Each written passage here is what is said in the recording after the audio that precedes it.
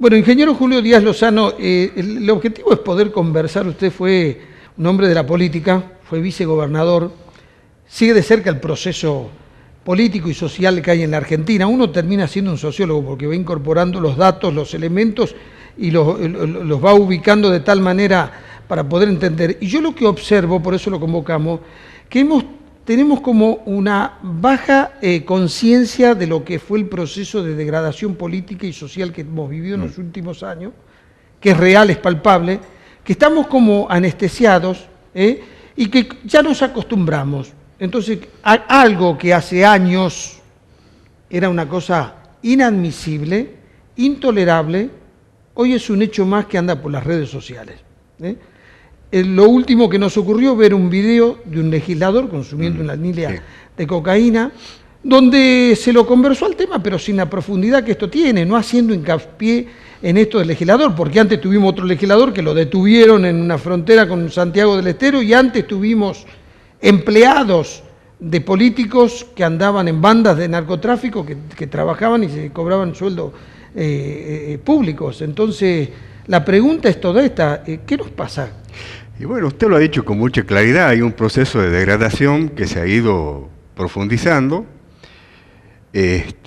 Como bien dijo un ex arzobispo de Tucumán, la política miró al costado, entonces se siguió, fíjese usted, en el año 92, el obispo de Concepción, Vite creo que era el apellido, Monseñor Vite. Me hace un comentario de que él estaba muy preocupado porque había visto jóvenes drogados en una plaza de Villa Quintero, que es una localidad del interior de Montero, y que también había habido un cuadro parecido en la plaza de Concepción. Entonces, que él tenía el temor, digamos, de que se esté generalizando, digamos, el consumo de droga, que hasta ese momento venía siendo una actividad que solamente pertenecía a determinados círculos, sobre todo que funcionaban de noche, digamos, vinculados al juego, vinculados al casino, vinculados a la prostitución, pero que ya estaba trascendiendo y transformándose en un problema social. Entonces, yo armé un equipo, nos pusimos a trabajar en el tema, sobre todo con gente de Buenos Aires, que era más consciente y tenía más datos sobre lo que estaba pasando. Y ellos indican que el primer tema que había que tratar de controlar era el tema del alcohol en los jóvenes, porque era la puerta introductoria a partir del cual muchos de ellos después pasaban del alcohol al tema de las drogas ya más pesadas, digamos. Y de ahí surgen un conjunto de ideas que se plasman inclusive en la legislación en Tucumán en el año 1994, como es el tema del IPLA, ahí se lo crea el IPLA. Se ataca también el nocturnismo, que era otro de los factores que decían estos expertos de Buenos Aires que tenía que ver con el exceso de consumo de alcohol por parte de los sectores más jóvenes. El tema de la educación, incorporarla en esa época, todavía existía primaria y secundaria, ¿se acuerdan? No había polimodales ni nada, entonces se estimaba que entre los 3 últimos años de la escuela primaria y los 2 primeros años de la secundaria había que darle una serie de elementos a los jóvenes para que incorporen y tengan mecanismos de autodefensa frente al flagelo del alcohol y también del tema de las drogas.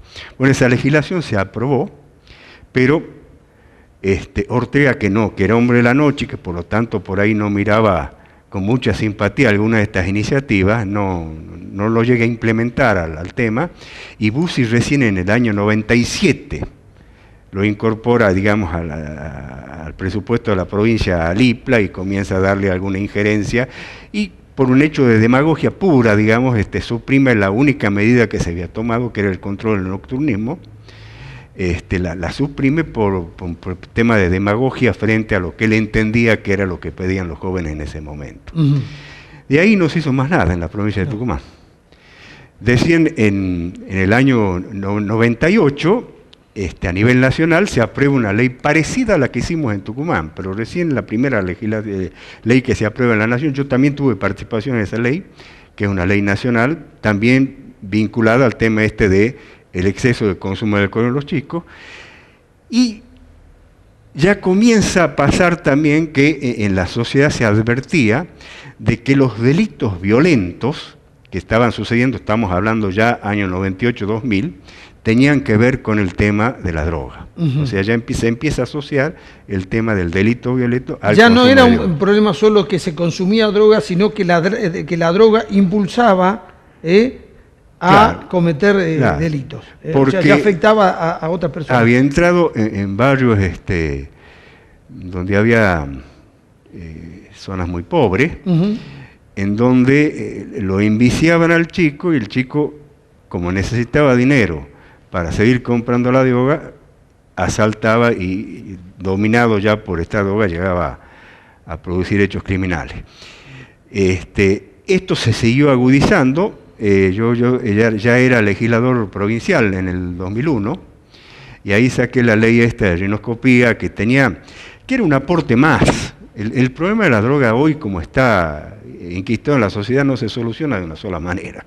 No, evidentemente que hay que batería, pero lo que nadie puede negar que quien está en la función pública, los hombres que deben dar el ejemplo, deben tener una conducta intachable. Por supuesto. Porque este es el mensaje que baja después a la sociedad. Mensaje. Entonces, ¿cuál es la idea les llamaban la ley de la rinoscopía? En realidad, lo que se buscaba es que todos los funcionarios, incluido toda la policía en todos sus niveles, los jueces, los fiscales, los legisladores y todo el Poder Ejecutivo con todos sus directivos, se sometieran a una prueba periódica de control de que no estaban sujetos a estas adicciones, como una manera de demostrar, primero, que se estaba ante un hecho ilegal, digamos, el admitir el consumo de droga dentro de la propia administración pública. Segundo, mandarle ese mensaje a la sociedad y blindarlo al poder, porque evidentemente un juez que es adicto a las drogas, o un legislador que es adicto a las drogas, o un funcionario del Ejecutivo que es adicto a las drogas, va a tener una enorme tolerancia al tráfico, porque él de alguna manera está vinculado al tráfico. O sea, el que le vende la droga al juez, al legislador o al miembro del Poder Ejecutivo es un narcotraficante. Claro. Entonces, de ahí es que estos temas que señala usted llama la atención, de que estos dos legisladores que se vieron involucrados directamente y admitieron que son consumidores no hayan denunciado a quien le vendía la droga, que es un narcotraficante. Entonces, esa ley nunca es decir, no me acuerdo cuántos años pasaron, nunca la reglamentaron. Bueno, ahora hay una, ahora pero que la además reglamentaron, pero le han hecho trampita, ya es el CIPROS el que no, hace. pero vio que la justicia tuvo un ataque diciendo que esto violentaba las libertades. Vieron que siempre hay argumentos como para decir, cuando uno pone que defiende la libertad es como que todo está permitido. Sí. Es un error enorme. Entonces, ellos dicen que es algunos lo que dicen. Yo en esa época tuve una polémica nacional, Glenburg, todos los periodistas, porque es el primer hecho en el país que se produce una ley de esta naturaleza. Sí. Tiene algunos antecedentes a nivel mundial, pero en Tucumán, en la Argentina era el primero. Y en el debate decían eso, pero usted se está metiendo en la vida individual y privada, y bueno, que en el momento de que esa droga me produce un hombre que es capaz de asaltar y matar, ya deja de ser un problema individual y de la conciencia pasa a ser un hecho social.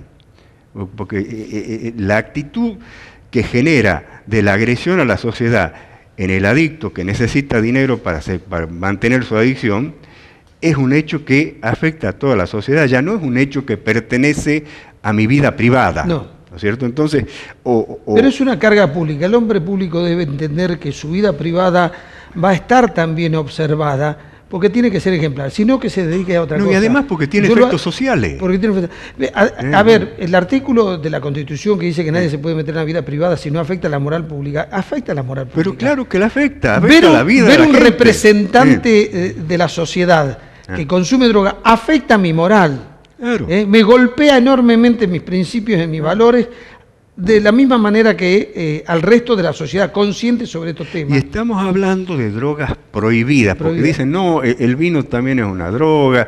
No.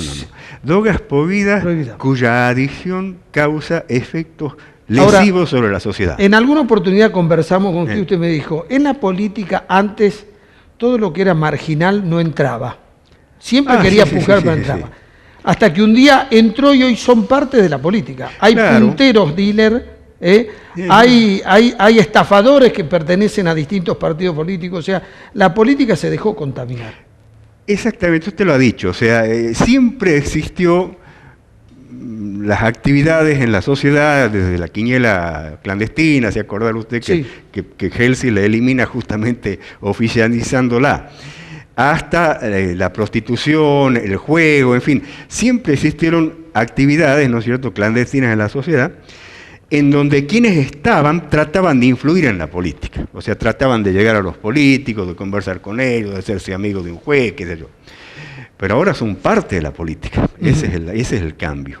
Bien, acá Ya hubo no, actos ya políticos. ya no están tratando de influir sobre los políticos, sino que están metidos dentro del propio seno del poder político. Y tolerado. Acá hubo actos políticos donde a los que concurrían, a muchos de ellos se les dio Paco para que concurran. O sea, ya no era el choripán, ya no era el ticket era Paco. Nosotros lo hemos visto, lo hemos filmado. Naturalizan prácticas que son peligrosas para la sociedad, para que la gente las vea como normal. Es parte, así es la vida, esta es la realidad. Sí, me hace acordar el tango Cambarache, donde pareciera que fue un adelanto sociológico o una visión antropológica exacta del lugar donde íbamos. Pero lo que a mí me preocupa, y por eso lo convoqué a usted, es que todo esto está como naturalizado. Que yo no sé si la gente que nos está viendo está comprendiendo la gravedad de este tema. Yo creo que sí lo comprende ahora porque está sufriendo los efectos de los asaltos, que el asaltante dominado por las drogas ya no solo arrebata el celular, sino que además le pega un tiro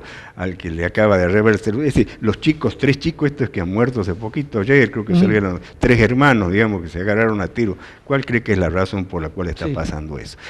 México, donde cada 2 por 3 abren una fosa donde hay 20 cadáveres, todas esas son matanzas entre los propios grupos narcotraficantes que se disputan el territorio, pero que también afectan a toda la sociedad. Entonces, este tema, ya inclusive, repito, no es un tema que se pueda atacar solamente desde un ángulo, ¿no? Hay que atacarlo de muchos ángulos, inclusive el combatir la pobreza, el combatir la marginalidad forma parte de la política en cómo se debe trabajar para que deje de ser permeable ese sector de la sociedad al consumo de droga.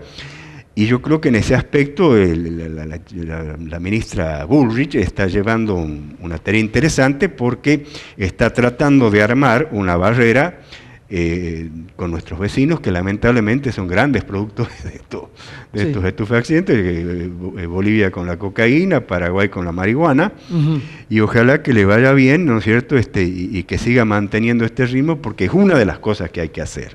Las otras son tareas sociales que hay que hacerlas sí o sí. A la gente hay que sacarla de la pobreza, hay que sacarla de la marginalidad, hay que integrarla totalmente al sistema educativo, digamos, y un sistema educativo que tiene que ser eficiente, digamos, en cuanto a formar buenas personas, y así posiblemente en unos años, porque esto no se va a salir de un día para el otro, logremos tener una sociedad como la que supimos conocer nosotros cuando éramos niños, donde este tema no lo teníamos en la calle, ¿no? No, y además el que tenía alguna actitud marginal era marginado, pasaba un ostracismo. Hoy están incorporados, están como tolerados, hay toda una solidaridad transgresora, siempre se pone una explicación, una excusa para salvarlo de la penalidad social que puede llegar a tener. El objetivo de este bloque era esto, que seamos conscientes que estamos aceptando un nivel de degradación que después nos va a terminar afectando.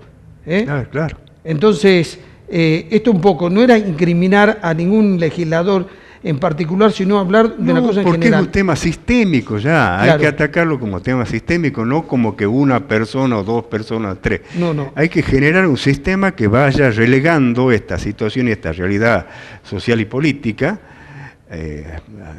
a donde debe estar, ¿no es cierto?, en sistemas no sistémicos, sino sean casos individuales donde siempre va a haber, ¿no es cierto?, pero que no sean parte del sistema de vida que nosotros estamos aceptando como natural. Está bien. Ingeniero, muchas gracias. Pausa.